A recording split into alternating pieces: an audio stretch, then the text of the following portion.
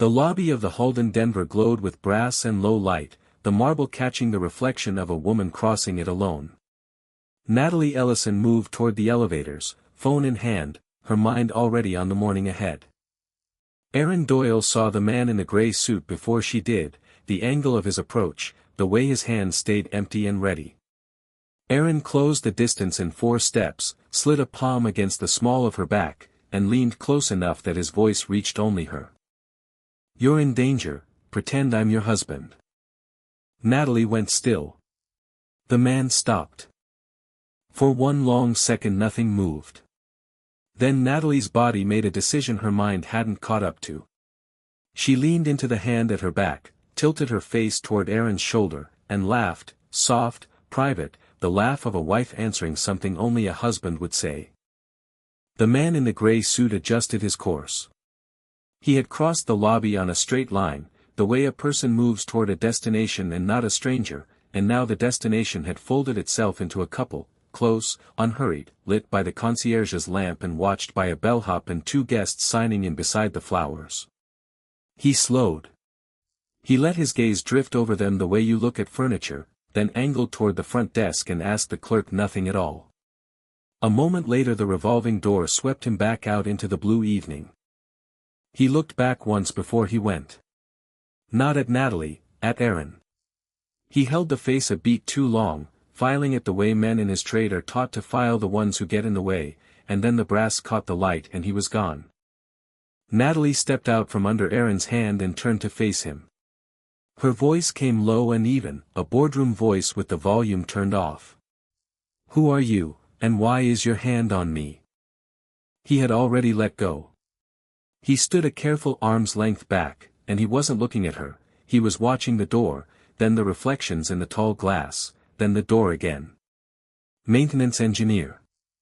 I work here." A pause. That man wasn't a guest. Guests don't walk a straight line at one person across an open room and keep both hands loose. He was closing distance to move you somewhere with fewer people in it, or to make you feel alone enough to do what he said. The second he had a witness he'd have to deal with, he broke off. "That's an elaborate story about a man who did nothing." "He did plenty. You just weren't trained to see it." He said it without heat, the way another man might read a number off a gauge. She meant to walk away from him. Instead she found herself cataloging what she'd already noticed without deciding to, how he put himself between her and the exit without seeming to move, how his eyes kept cutting to the glass, how nothing about him matched a man who changed air filters for a living. Her phone buzzed against her palm. She silenced it without looking. "I'll walk you to your car," he said. "You can stay angry the whole way." At the employee lockers a few minutes later he opened his own to pull out a jacket, and taped inside the door she saw a photograph, a girl with a gap-toothed grin holding a fish nearly as long as her arm. He caught her looking and didn't hide it. "My daughter. Ruby. She's 8. Something moved across his face and settled somewhere she couldn't follow. "It's just the 2 of us now." Natalie said nothing. But when he turned for the garage, she didn't trail 2 steps behind the way she had coming in. She fell into step beside him, and neither of them remarked on it, and the question she couldn't put down walked with her the whole way: what kind of maintenance engineer reads a room like a threat assessment? The hotel filed an incident report that night, the way policy demanded whenever a guest was caught up in a disturbance on the floor. Natalie Ellison's name sat at the top of it. And beneath it, by the same policy, sat the name of the employee who had put his hands on her without being asked, because the form had a field for that, and the night manager filled every field. Within the hour the report reached the security office of Ellison Development, and someone there did exactly what a corporate security office does when an unknown man closes on the chief executive in a public lobby. They ran him. The file that came back the next morning did not read like the file of a maintenance engineer. Aaron Doyle. 40 years old. Former Deputy United States Marshal, 15 years of service, most of it on a fugitive task force, with a 2-year rotation on judicial protection details. 2 commendations, the language of both redacted down to their dates. A list of arrests that ran to dangerous men.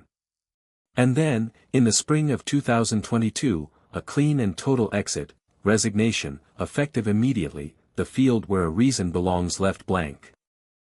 Natalie read it through twice before the shape of it settled. Her assistant had attached one more page from a public obituary, because it explained the blank field better than the personnel record did. Nicole Doyle, 36, had died that same spring, survived by her husband, Aaron, and their daughter. The dates matched to the week. A man had buried his wife and walked out of a 15-year career in the same season, and no one had made him say why. She sat with it a long time. It reframed every second of the lobby, the stillness, the economy of movement, the way he'd read a stranger like a page. He'd spent 15 years learning the exact thing she had walked straight past without seeing. A man like that didn't imagine the danger in a stranger. A man like that had held it in his hands. She reached for the phone to call him, then stopped, and set it down. Instead she called the hotel's front office and confirmed he was on the schedule that evening, and told herself it was ordinary diligence, and did not fully believe it. Aaron had spent his own night on the man in the gray suit. The face had snagged on something and refused to come loose, and a little after 2 in the morning it finally surfaced whole. 2016. A protection detail gone wrong in Kansas City, a witness who'd nearly not lived to reach a courthouse, and a piece of hired muscle who had dissolved into a crowd before anyone could get a hand on him. Ross Deming. Not a lunatic with a grievance. Not a man who wanted a wallet. A professional, the kind you rent when you need someone frightened in a way that leaves no marks and no paperwork. He remembered the shape of that old job better than the man's face, money from nowhere, orders passed through enough mouths that none could be pinned, a client never once in the room. Whoever had reached for Deming now had done it the same careful way. That was not a jealous rival or an angry contractor. That was money with a great deal to bury. Which meant the woman crossing the lobby had not been chosen at random. Somebody had paid for that approach. Somebody had a reason. He didn't have the reason yet. But 4 days later he had the second sign that there was one, and it didn't come as a man in a suit. It came as a car, 3 lengths back, holding a line through turns it had no business making, and the quiet part of Aaron that never actually retired went cold and awake. Natalie saw the car before Aaron told her about it, which frightened her more than the car itself. She caught it on the drive home, a dark sedan that stayed 3 cars back through 6 turns she'd taken at random, then drifted past her parking garage slow and deliberate and was simply gone. She sat in her locked car with her heart loud in her ears and her hands still on the wheel, and understood the lobby had not been the start of anything. It had been the middle of something already running. The part that chilled her was smaller than the car, and colder. Her route home that night had been a late change, decided in the back of a meeting, logged nowhere but her own calendar and the internal system her company used to keep her safe. No one outside Ellison Development had known she would be on that road at that hour. Someone inside had. She didn't sleep. Before morning she pulled the access records for her own schedule and found the thing she'd feared, her movements, her last-minute changes, her private calendar, all of it laid open to the department that was supposed to guard her, to the man who ran it, and to whoever that man reported to. The people paid to keep her safe were the same people handing her position to whoever wanted her afraid. The wall and the wolf were the same wall. She could not go to her own security. She could not carry a bad feeling in a sedan she couldn't describe to her board and ask them to believe her over men who had served the company for decades. She needed someone who could read a threat cold and sat entirely outside that building's reach. She had met exactly one person who fit. She found Aaron in the hotel's basement mechanical room that evening, sleeves shoved up, a work light throwing his shadow tall across the pipes. He straightened when he saw her and wiped his hands on a rag, and he did not look surprised to find the chief executive in his boiler room, which steadied her more than reassurance would have. "I looked you up," she said. "You already know that, because your old employer's habits are still in you and you ran me the same night, deeper than I ran you. So let's skip the part where you pretend to be a man who fixes furnaces." He almost smiled. All right. She told him. The car. The turns. The logs, and what the logs meant. He took it in the way he'd taken in the lobby, filing each piece, and when she finished he said, "You want to hire a maintenance engineer as a bodyguard." "I want to borrow the man who saw Ross Deming across 100 feet of marble," she said. "I'll pay what it costs. But I need someone no one in that building can reach, and there's exactly one of those, and he's standing in a boiler room." Aaron was quiet a moment. "It doesn't work as a job.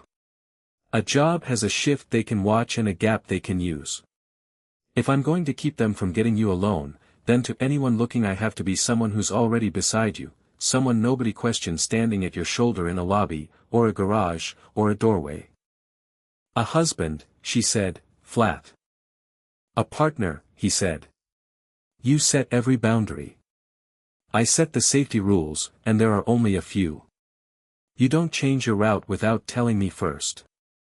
And you never hand that building the truth about where you'll be again." She held out her hand. He took it.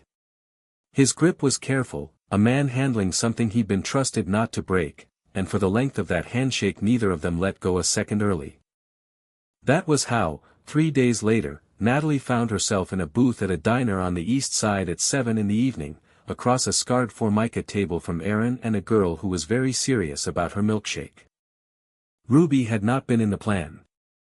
The sitter had cancelled, and Aaron had said, level and without apology, that he was not going to leave his daughter with a stranger to keep a client comfortable, and Natalie had discovered she didn't want him to. Ruby studied her over the rim of the glass. "Are you Dad's friend?" "We work together," Natalie said. "He doesn't have work friends." Ruby delivered it like a scientist reporting a finding, with no judgment in it at all. "He has me, and Mr. Okafor next door, and that's the whole list." "Eat your fries," Aaron said, in a voice with no edge in it, and Ruby grinned and ate her fries, and Natalie watched the small machinery of it, the man's hand resting easy on the back of his daughter's chair, the girl leaning toward him without knowing she did it, and felt something turn over in her chest that her calendar had no room for. She looked out the window and put her professional face back on. But she had felt it. And across the table, she could tell, he had watched her feel it. They worked in the evenings after that, in the hotel's quiet hours, and one night she laid the whole thing out for him.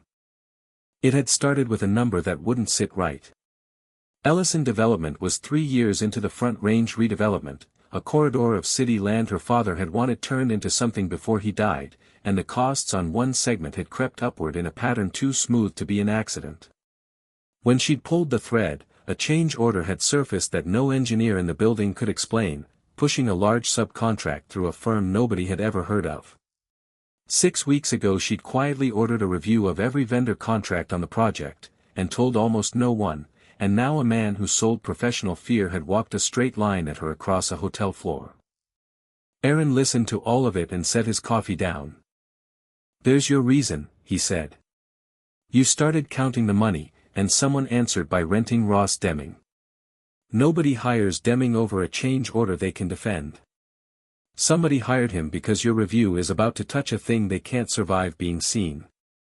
Find who bleeds if that money comes to light, and you found the man who paid for the lobby. You think the fear and the fraud are the same person.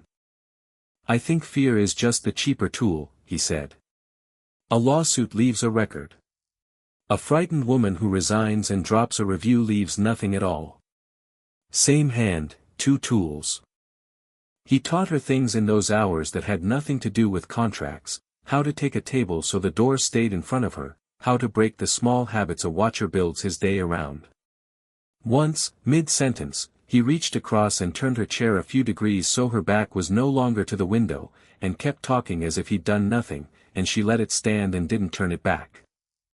On her side, she put the review in motion for real and handed the paper to the one person she trusted least to be corrupted and most to be thorough, Lorraine Dunbar, 63, who had filed every contract Ellison Development had ever signed and knew where each one was buried because she was the one who had buried it. Aaron built a timeline while Lorraine built a file. He laid it out on legal paper down the length of the mechanical room's workbench, every incident, every sighting, every last-minute change to Natalie's schedule and what had come after it, one row at a time. When he stepped back and looked at the whole thing at once, the shape of it was ugly and plain. Whoever ran this hadn't been chasing Natalie's movements. He'd been ahead of them. Twice the watcher had been in place before she arrived somewhere she had decided to go only hours before. One row in particular sat wrong with him. 10 days back, Natalie had moved a site walk to a different hour on almost no notice, and a maintenance van neither of them could place had been parked with a clean line to the entrance when she pulled in. He circled it twice in red. It was the kind of detail a jury never hears and a bodyguard never forgets. "They're not following you," he told her. "They're reading your calendar as you write it. That's not a man on a street. That's someone with standing access to the system, or someone the access answers to." The name at the center of that access was not a mystery for long. Roland Pace had been Chief Operating Officer of Ellison Development for 19 years, since before Natalie had a desk with her name on it. He had been her father's right hand, and he had not troubled to hide his view, when Howard Ellison died and the chair passed to his daughter, that the company had chosen blood over judgment. Corporate security reported up through operations. Operations was Roland Pace. Everything that watched Natalie belonged, in the end, to him. He came to her office 2 days after the sedan, wearing concern like a coat cut for the occasion. "I've heard there have been incidents," he said, lowering himself into the chair across from her without waiting to be asked. "A man at a hotel. A car. Natalie, this is precisely what I've lost sleep over. A woman in your seat, out at all hours, with no protection worth the word." He folded his hands on his knee. "Let me put a detail on you. My people. Around the clock. I'd rest easier knowing where you were." She understood, watching him, that he was not offering to open a door. He was offering to close one and hang her own safety on the lock. A detail of his people meant his eyes on every step she took, a cage with the word protection painted along the bars. "That's thoughtful, Roland," she said. "Let me sit with it." His warmth cooled a single degree. "Sit with running the company," he said, rising, straightening his cuffs. "Let the people with the experience carry the parts you weren't trained for." He said it kindly. It landed like a hand laid flat on the top of her head. That night she sat on the floor of Aaron's small living room while Ruby presented, with great ceremony, a shoebox of river rocks, each one named, and for an hour the sedan and the logs and the man with the good coat fell away entirely. Ruby dropped asleep against her father's side halfway through a story, and Aaron carried her to bed with the unthinking ease of 1,000 nights of practice, and when he came back Natalie was at the window, and neither of them filled the quiet, and the quiet didn't ask to be filled. In the morning Lorraine Dunbar called her private line, her voice pitched low and careful. "There's something in the vendor file you'll want to see with your own eyes. Not on the phone. Come down." Lorraine had laid it across the records room table in the order she'd found it, and she stood back from the spread the way a person stands back from something still warm. "I was pulling every consultant and vendor retainer for the review," she said. "Scanning them one at a time, the boring way, the only way that catches anything. And this one stopped my hand. It was a services agreement. An asset protection and executive risk consultant, a firm with a post office box for an address and a name that meant nothing to anyone, the shell that Ross Deming worked from behind. The retainer had been opened 6 weeks ago, the same week Natalie's vendor review quietly began. It was drafted, approved, and countersigned for the company by the Chief Operating Officer. By Roland Pace. "That much I could have explained away," Lorraine said. "A COO is allowed to hire security. But then I kept pulling, because pulling is the job, and I found the other end of it. The second stack was the money. A consulting entity threaded quietly into the Front Range subcontract, drawing a percentage off the very segment the review had been opened to examine. Lorraine had followed its filings back to a registered agent, and the registered agent's client list, and there, 3 layers down where a man hides the things he is sure no one will ever read, was a name. Not a brother-in-law. Not a nominee. Roland Pace himself, listed plainly as the managing member. Natalie stood very still. The whole of it turned over in her chest at once and locked into place, like a bolt sliding home. The man skimming her father's redevelopment and the man who had rented her fear were one man, and he had signed both with his own hand, the retainer and the LLC, the wolf and the leash, because in 19 years no one had ever once made him show his work. Every word Aaron had said in the boiler room was true, down to the shape of the thing. Fear and fraud, same hand, two tools. Aaron was in the doorway. She'd asked him to come and he had come, and he didn't crowd the table. He read the pages over her shoulder without touching them, and when he reached the name at the bottom of the filings he was quiet a moment. Then, lo, meant only for her, this is enough. And you were right to count. She turned. He was closer than she'd realized. Neither of them stepped back into the space that should have sat between an employer and the man she'd hired.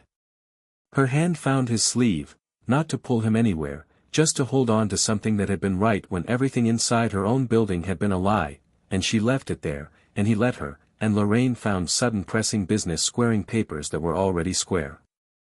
Lorraine had waited a long beat before she called that morning, and Natalie understood why. 25 years was a long time to be sure of a place, and the woman had risked all of it on a hunch and a stack of paper. Your father hired me the month he opened the doors, she said, to no one in particular, straightening a corner that did not need it. I wasn't going to let the last thing I ever filed for him be a lie. Whatever this costs to finish, Natalie said, you don't do it alone. Neither do you, Aaron said. And somewhere across town, a man who had spent 19 years learning when a room was beginning to turn against him felt the first cold draft of it, and began, quietly, to move. Roland Pace moved the way powerful men move when the ground shifts under them. He tried to change the board's mind about who the problem was. The vendor review had gone quiet in a way that told him more than noise could. Lorraine Dunbar had stopped meeting his eye in the corridor. The maintenance engineer with the marshal's file he'd hoped was a coincidence had not drifted away, the way inconvenient men usually did. So Pace called an emergency session of the executive committee and got there first with the story. He framed it as reluctant duty. Erratic security decisions by the chief executive. A stranger with a badge he no longer carried, given the run of confidential operations. A grieving founder's daughter, he suggested to two directors before the session was even gavelled, perhaps in over her head. He never raised his voice. He let one word do the quiet work and repeated it just often enough. Judgment. As in, a question of hers.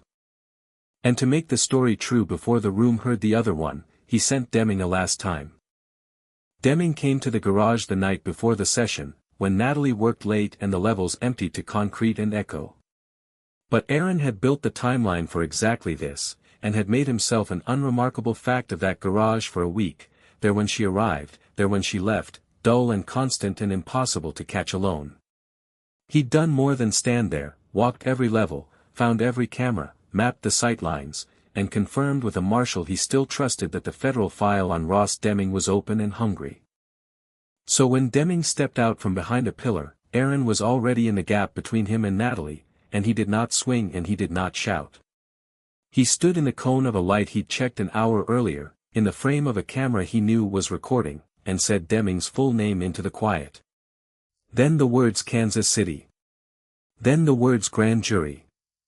And he watched a professional do the only arithmetic his trade left him. Deming's whole value had always been that he was never seen. Seen now, named on a federal camera by a man the government would believe, he had nothing left to sell. He looked at Natalie once, the same flat filing look he'd given her in the lobby, then did the one thing his profession still permitted. He turned and walked into the dark of the ramp. It was the smartest move left to him, and it was also a confession. Innocent men do not vanish the instant their names are spoken. Aaron logged the time, noted the camera, and filed it with the rest, one more brick in a wall nearly high enough now. Aaron didn't chase him. There was nothing to chase, everything to preserve. He walked Natalie to her car instead, and this time her hands weren't quite steady, and he stood close until they were. "Tomorrow they'll say I'm the problem," she said. "Roland's already told them. He's been good at this since before I was old enough to vote." "Then don't argue that you're not," Aaron said. He handed her a folder, everything Lorraine had found, ordered the way a man arranges a case he means to win. "Put his own signature on the table and let it argue for you. You don't need them to trust you. You need them to read."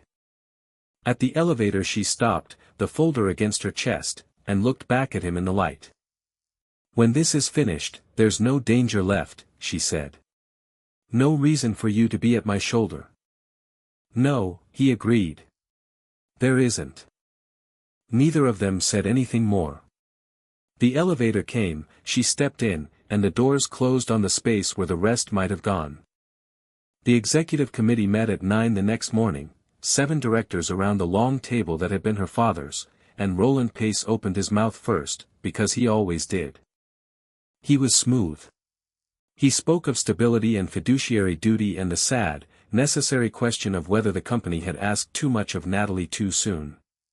He spoke of an outsider given the run of confidential operations, a former lawman with a grudge and a girl to raise and no standing to be anywhere near their books. He never lifted his voice above the temperature of concern, and around the table Natalie watched 2 heads begin, slowly, to nod along with the coat he wore so well. When he finished, she did not defend herself. She opened Lorraine's folder and began handing pages down the table. The retainer first, the asset protection firm with the post office box, drafted and approved and signed for the company by the chief operating officer, 6 weeks earlier. Then the money, the consulting member threaded into the Front Range subcontract, drawing its percentage off the very segment the review had flagged. Then the registered agent filings, 3 layers down, and the name printed plainly at the bottom of them. "That's Roland's signature on a security firm this board was never told about," Natalie said, quiet, letting the paper do the lifting. "And that's Roland's name again, on the consulting company skimming our redevelopment. 2 entities, one hand behind both, opened in the same weeks. He hired the man who followed me with one hand and paid himself out of the project I'd started asking questions about with the other. He didn't want a reckless CEO stopped. He wanted a frightened one who would resign and take her questions home." The room had gone entirely still. Pace said the review was flawed and Lorraine was a bitter clerk and Natalie had been coached by a man with a badge and a chip on his shoulder. But he was arguing with his own handwriting now, and every director at that table had spent a career learning that a signature does not stand up and leave the room when it becomes inconvenient. Lorraine Dunbar, called in, confirmed each document in a plain, unhurried voice, where she'd found it, when, 25 years of credibility standing behind every sentence. One director, a woman who had known Howard Ellison for 30 years, asked Pace a single question: why the security firm's only address was a rented mailbox. She watched him fail to answer it, and that was the moment the 2 nodding heads went still.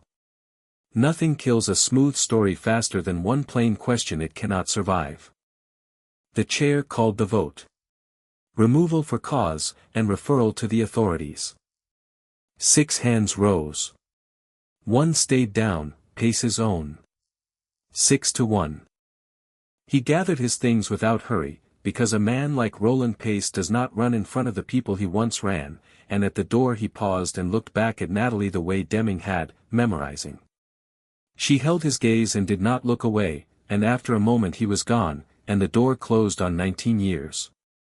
When it was over, Natalie's eyes went across the room to the corner where Aaron stood against the wall, exactly where he'd said he would be, having said nothing the whole time. She had not needed him to speak. She had needed to look up and find him there, and she had. She had won the room. But in the hall afterward her general counsel was waiting with a caution that cooled the wind to something colder: a referral was not an arrest. Ross Deming was still a name and not a man in a cell. Until the federal file closed for good, none of this was truly finished. The federal file closed faster than the lawyers had feared. Ross Deming was picked up 11 days later in another state, on a warrant that had been waiting for him since Kansas City and the garage footage that finally gave the warrant a face. Aaron had made the call that put the last pieces in the same room, an old colleague on the other end who said he was glad, for once, to hear Doyle's voice attached to good news. When the government has a shell company, a signature, and a professional weighing his own file against his employer's, the rest tends to arrive on its own. Roland Pace's lawyers began the long, thin work of a defense with almost nothing to defend. Aaron told her about the arrest on a Tuesday, in the same flat voice he used for weather, and then he went quiet, and Natalie understood that for him the news closed a door that had stood open since a spring 2 years gone. One more file finished. One more thing set right that could never set the first thing right. Ellison development steadied. Natalie rebuilt the security office from the studs, this time reporting to her and to an outside firm with no wire back to operations, and set the Front Range project down again on honest footing. The corridor her father had wanted would get built after all, and now it would get built clean, the last promise she could still keep to a man who was gone.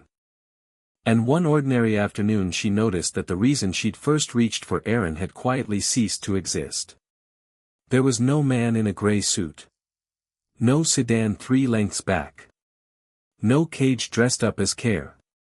The arrangement they had built, the partner at her shoulder, the pretend she'd agreed to under a chandelier, had run clean out of danger to justify it. She noticed, too, that she did not want it to end. And that he had not once raised the subject either.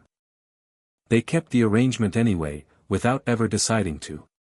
He still walked her to her car in the evenings, though nothing waited in the garage now but her own footsteps. She still ended her long days at a booth on the east side instead of an empty apartment. Neither of them called it what it had stopped being, and neither of them changed it. The pretend had quietly become the truest thing on either of their calendars. She turned up at the diner on the east side on a Thursday with nothing to guard against and no logs to compare, and Ruby slid into the booth beside her as though a place there had been held all along and put to her, on a matter of the gravest importance, whether a river rock could be named after a person who was still alive. Natalie ruled that it could. Ruby named one Natalie on the spot and set it, with ceremony, in the exact middle of the table between the three of them, where it stayed for the rest of the meal, and no one moved it. When Aaron went to pay, Ruby leaned close over the table and told Natalie, in the grave confidential tone of someone sharing a state secret, that it was the good kind of granite and would last approximately forever. Natalie said forever sounded about right. Ruby nodded, satisfied, and slid the rock across the formica until it sat in front of Natalie's place instead of the middle, and did not explain why, and did not need to. A few weeks on an evening with nothing in it to defend against, Natalie climbed the steps to Aaron's small house because Ruby had a science project on rivers and had decided, with the flat certainty of 8, that Natalie was a required component of it.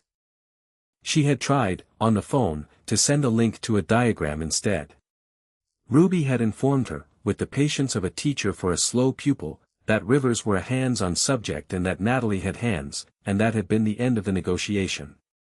Aaron, in the background, had not intervened, which Natalie was learning was its own kind of answer. The door opened before she reached the top step. Aaron stood in the frame with a dish towel over one shoulder and the smell of something on the stove behind him, and he didn't say welcome and he didn't say come in. He only stepped back to make room, which is a thing a person does only for someone who is already, quietly, theirs. Dinner was nothing, pasta, a jar of sauce, a salad Natalie tore up at the counter while Ruby narrated the rules of a card game that had more clauses than a contract. Aaron moved around the small kitchen without hurry, and twice his shoulder brushed Natalie's at the stove, and twice neither of them stepped away, and the third time was not an accident, and they both knew it and let it be what it was. Inside, Ruby had rocks and construction paper spread across the whole living room floor and a river drawn down the middle of it, labeled in careful, crooked print. At the mouth, where the water widened and slowed and finally reached somewhere it could rest, she had drawn 3 stick figures standing close together. She hadn't labeled those 3. She hadn't needed to. That's the delta, Ruby announced, tapping the widened water at the bottom. It's where the river stops fighting and just goes wide. She looked up at the 2 adults standing over her drawing, entirely unaware of what she had said, and went back to her gluing. Later, when the project was glued and the girl was asleep, Natalie stood at the window where she had stood the first night, and Aaron came and stood beside her, close, not touching, the way they had taught each other to stand. Out on the table, the rock named Natalie sat where Ruby had left it, dead center, and neither of them made any move to put it or anything else back where it had been before. Outside, Denver was just a city again, no brass lobby, no ramp lit for cameras, no line drawn straight at her across a floor. Inside, a girl slept, and a rock with her name on it held the middle of a table, and a man stood close enough that she could feel the warmth of him without turning her head. Natalie thought about all the things she was trained to say in rooms like the one she had won, and said none of them. She had spent her whole life being introduced, by title, by her father's name, by the size of the thing she ran. At that window she understood that no one in this house had ever once asked her for any of it. Ruby had asked only whether a rock could carry her name. That had been the whole of the credential required. He had asked her to pretend for 90 seconds in a hotel lobby, one hand at the small of her back and a lie in her ear, to keep her alive long enough to get to a door. Neither of them had stopped since. And neither of them ever called it that again.